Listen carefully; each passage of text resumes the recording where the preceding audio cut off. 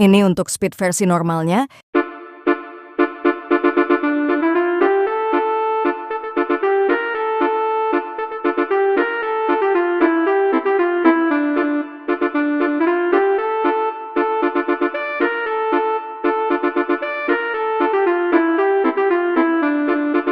Dan ini untuk memudahkan kalian belajar guys, versi slow-mo-nya.